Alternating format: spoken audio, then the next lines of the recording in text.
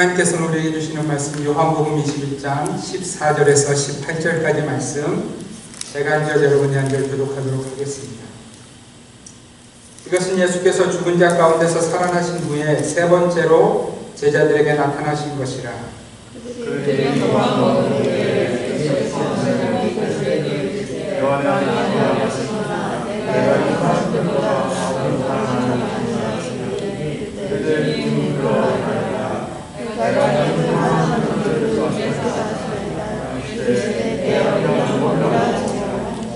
또 두 번째 이르시되 요한의 아들 시몬아 내가 나를 사랑하느냐 하시니 이르되 주님 그러하나이다. 내가 주님을 사랑하는 줄 주님께서 아시나이다. 이르시되 내 양을 치라 하시고 세 번째 이르시되 요한의 내가 나를 사랑하느냐 하시니 베드로가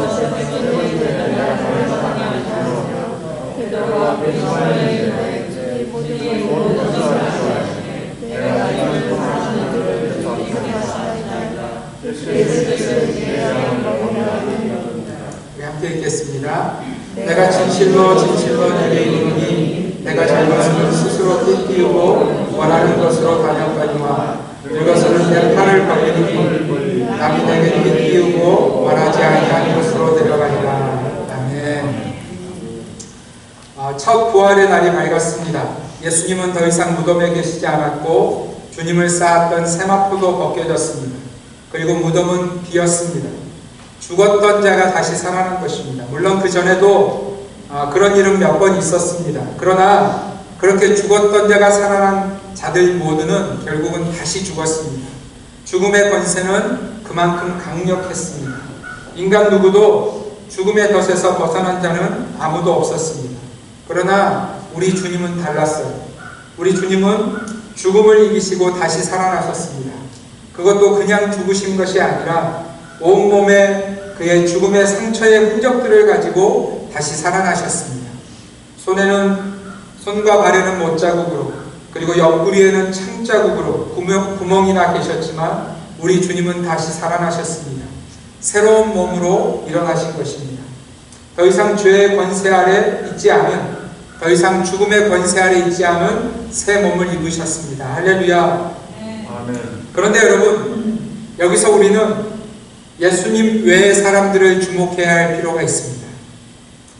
여러분, 주님은 부활하셨고 주님은 영광의 몸을 입으셨고 주님은 승리자가 되셨는데 오늘 본문 가운데 보이는 제자들의 모습은 그렇지 않은 듯합니다.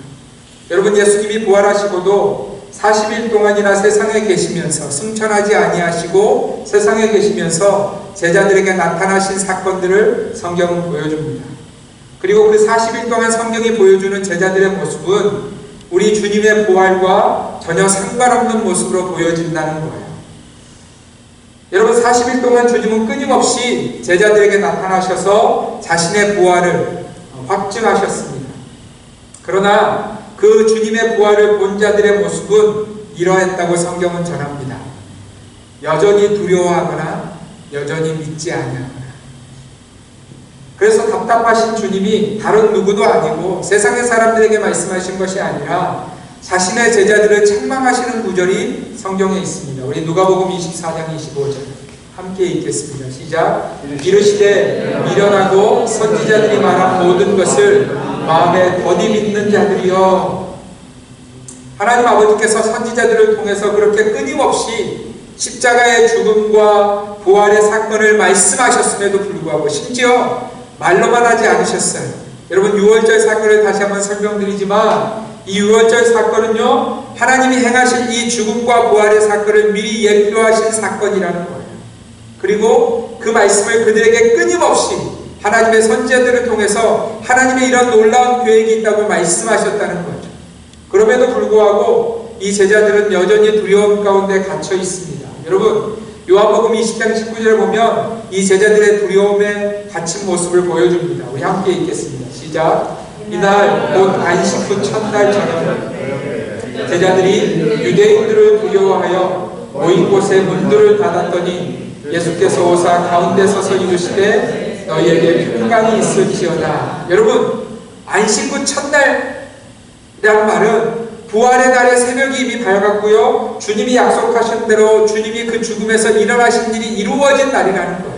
심지어 그 사건을 마리아를 통한 면여자들은 이미 보았고요. 또 베드로와 사도 요한은 그 무덤이 비어있는 것을 이미 경험했습니다. 그런데 그날 저녁 때 그러면 제자들의 삶 가운데 뭔가 변화가 있었어야 되잖아요. 그죠?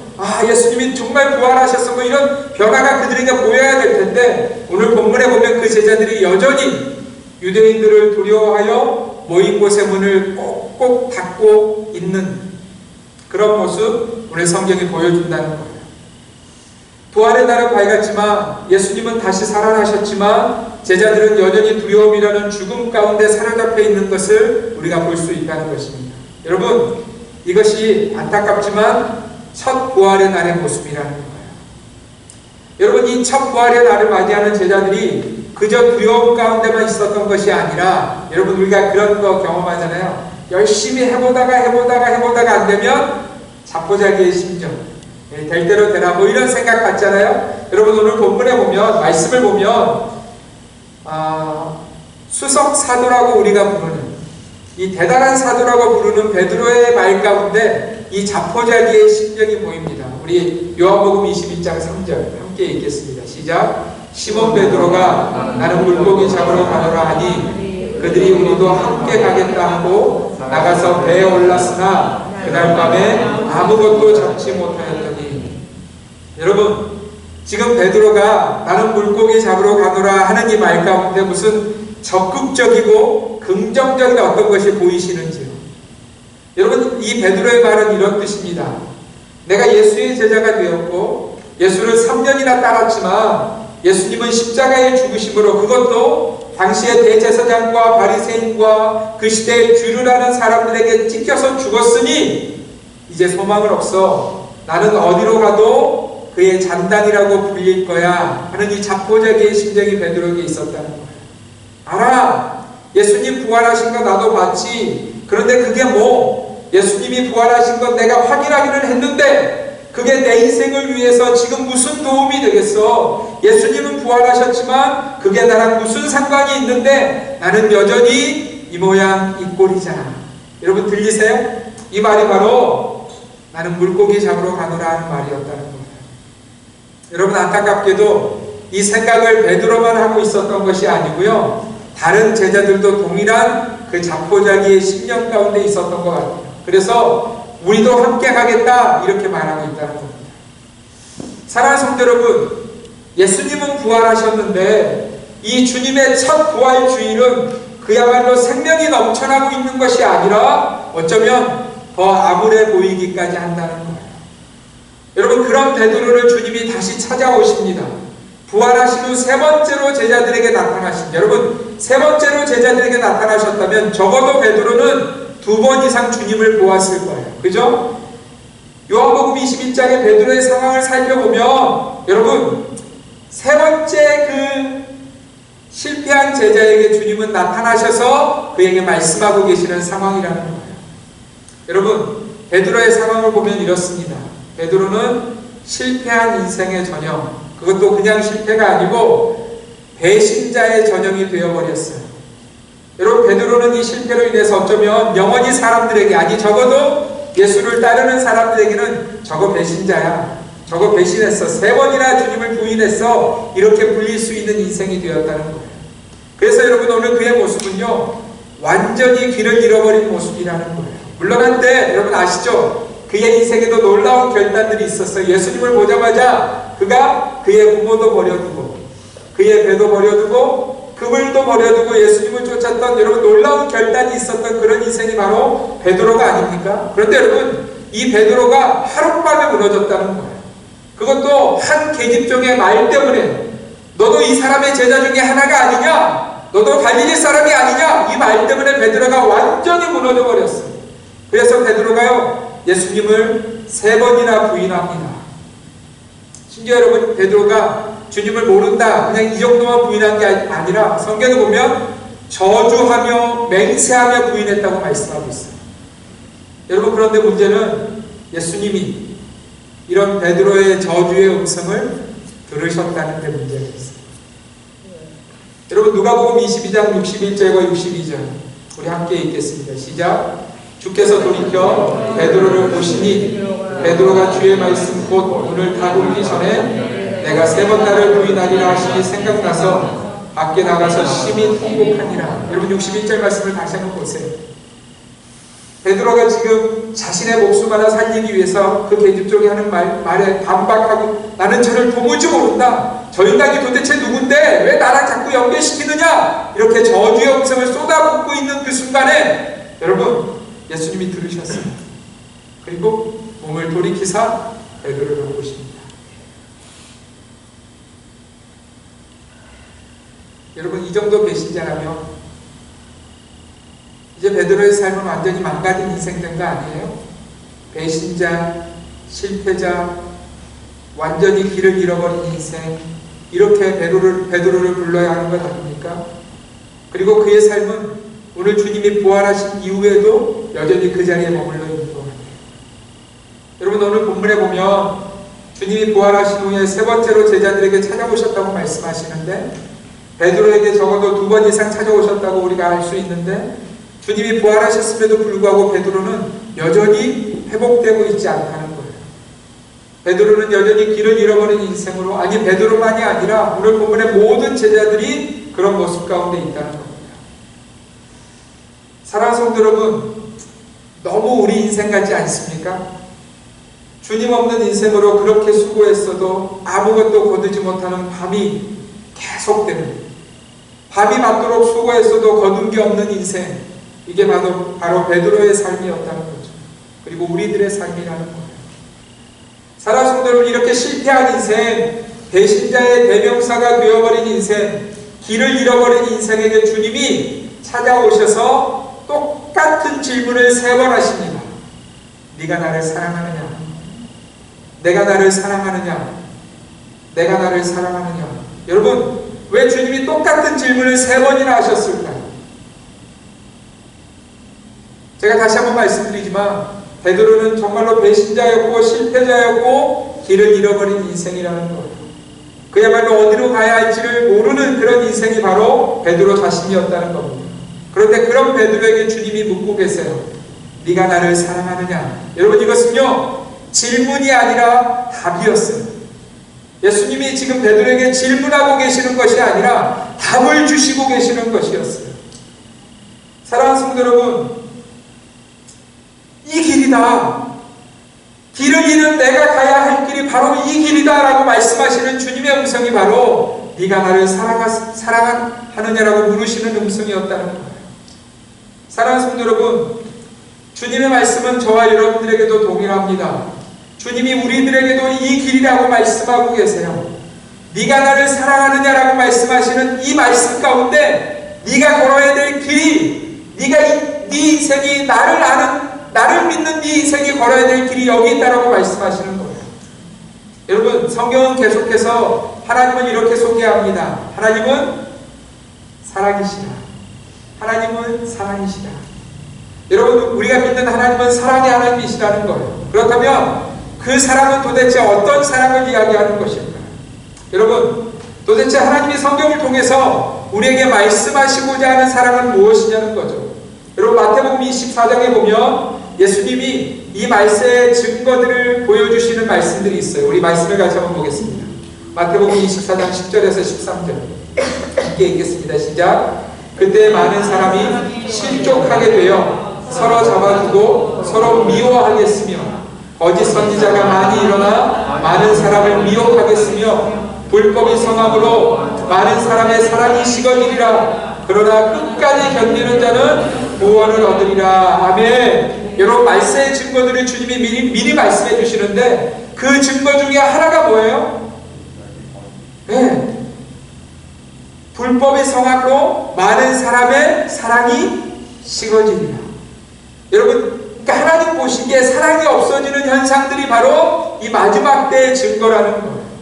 그런데 여러분 또 다른 구절에 보면 약간 배치가 되지 않나 하는 구절이 있어요. 우리 디모데후서 3장 1절 2절 말씀 함께 읽겠습니다. 시작. 너는 이것을 알라. 말세에 고통하는 때가 이르러 사람들이 자기를 사랑하며 돈을 사랑하며 자랑하며 교만하며 비방하며 부모를 거역하며 감사하지 아니하며 거룩하지 아니하며. 여러분 이 말씀에 보면 말세의 증거 가운데 또 다른 것이 무엇이냐면 사랑이 있다는 거예요. 근데 그 사랑이 어떤 사랑이냐면 자기를 사랑하는 것, 돈을 사랑하는 그 사랑이 있다는 거예요. 그러면 여러분 보세요. 마태복음 24장에서 예수님은 마지막 때에는 사람들의 사랑이 식어지리라, 없어지리라 말씀하셨는데 또 다른 말세의 증거로 보여주시는 말씀에 보면 사랑이 있는데 자기 사랑이 있고 돈 사랑은 있다는 거예요. 그러면 여러분 이 자기 사랑과 돈 사랑은 하나님이 사랑이라고 말씀하시는 사랑일까요? 아닐까요? 아니에요. 여러분 이 시대가 아주 전형적인 증상이 뭐냐면 자기를 사랑하는 거예요.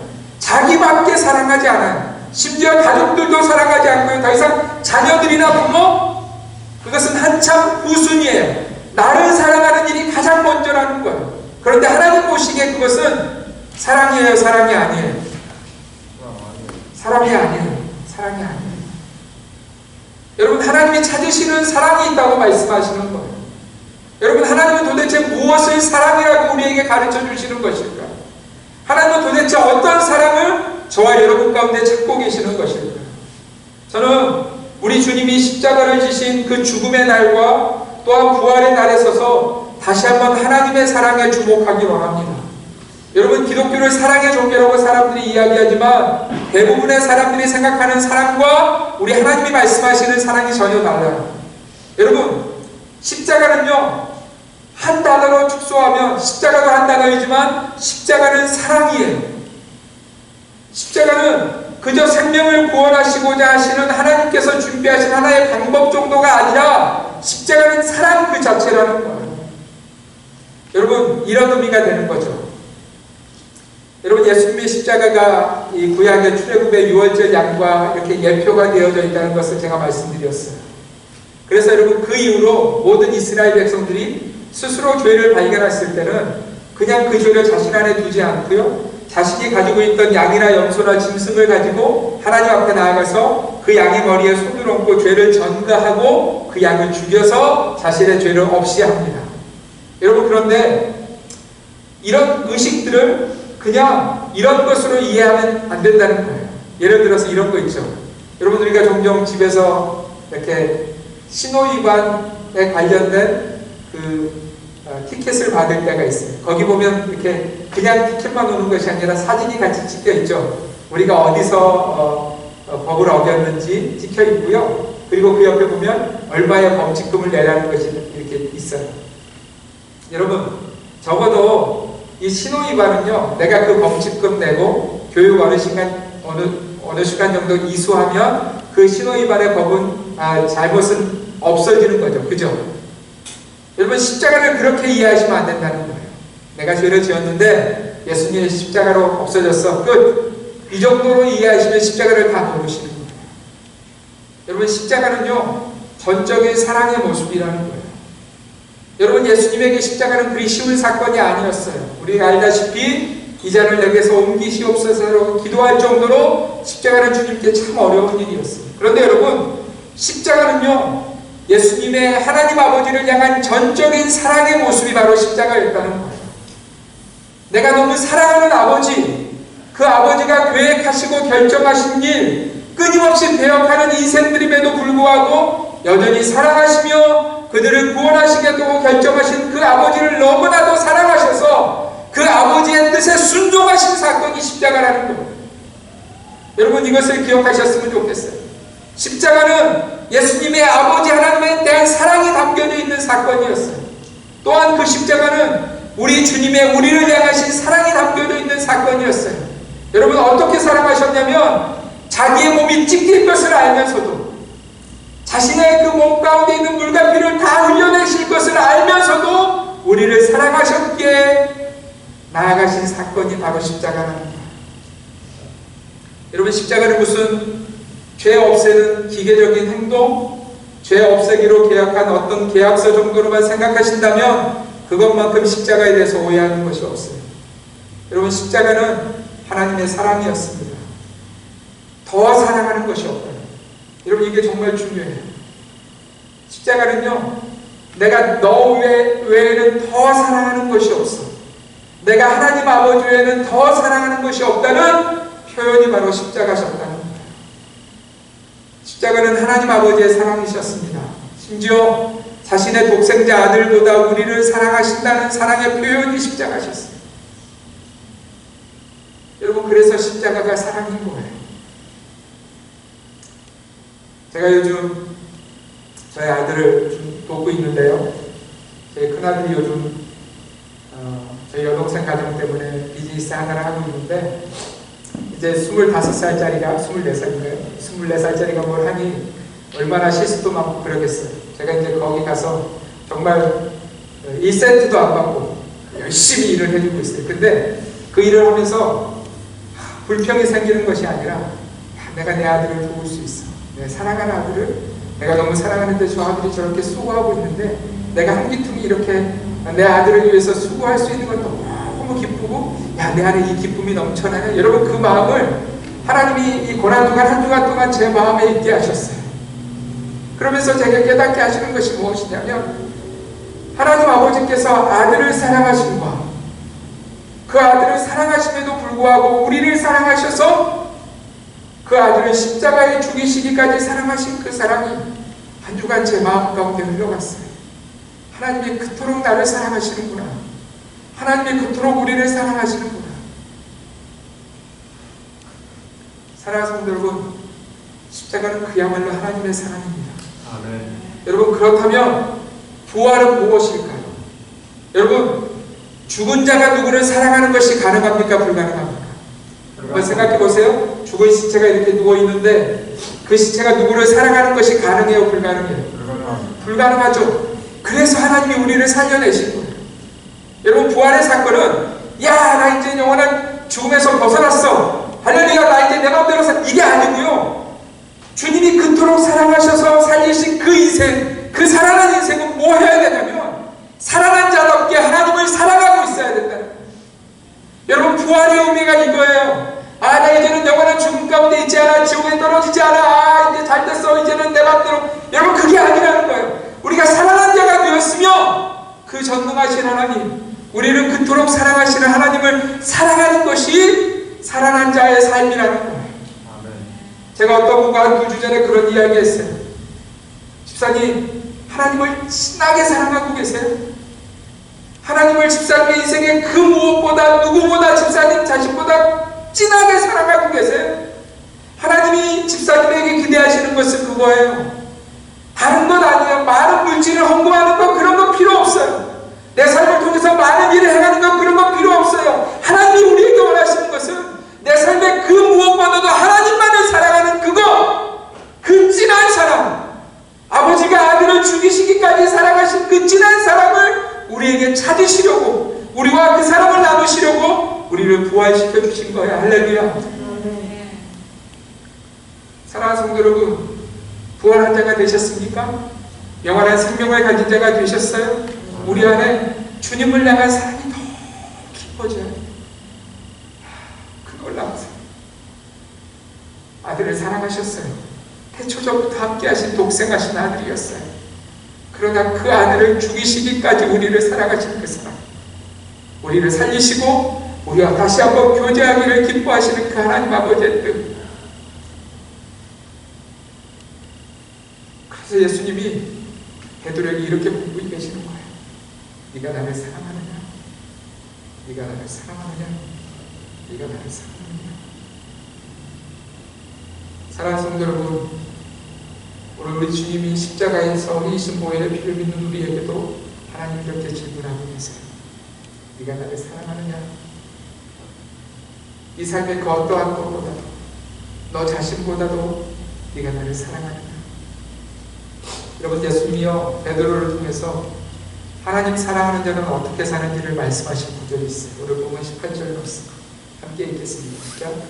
내가 진실로 진실로 내게 이르노니 내가 젊어서는 스스로 띠띠고 원하는 것으로 다녔거니와 늙어서는 내 팔을 벌리니 남이 내게 띠띠우고 원하지 아니하는 것으로 되리라. 여러분 잘 들으세요. 하나님이 지금 그 부활의 참 생명을 가진 자, 정말 하나님을 사랑하는 자의 인생의 모습을 보여주세요. 그것을 알지 못할 때는 어떻게 살았다고요? 네가 젊어서는 스스로 띠띠고 원하는 곳으로 다닐 거야.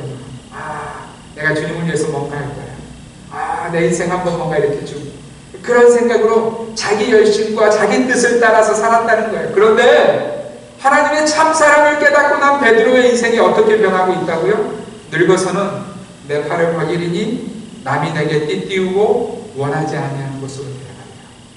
여러분, 자기가 없어졌어요. 이끄시는 대로 순종하면, 심지어 여러분 이 말씀 그대로 베드로는 예수님처럼 십자가에서, 그것도 거꾸로 매달려서 십자가에서 죽음을 당합니다. 여러분, 내 인생 망해서 베드로가 그렇게 고백했을까요? 아니요. 하나님 감사. 나도 주님처럼 십자가에 달려 죽게 하시니 감사.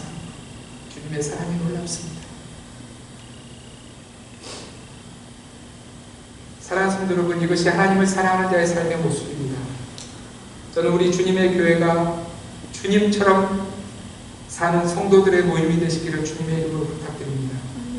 주님의 그 놀라운 사랑을 깨달아서 그 십자가의 사랑을 믿음으로 모두가 부활한 주님의 백성이 되어서 예수님처럼 하나님만을 사랑함으로 하나님 아버지께서 이끄시는 대로 순종하며 나아가는 그 온전한 믿음의 공동체가, 그리고 우리의 자녀들의 모습이 되기를 주님의 이름으로 축원드립니다.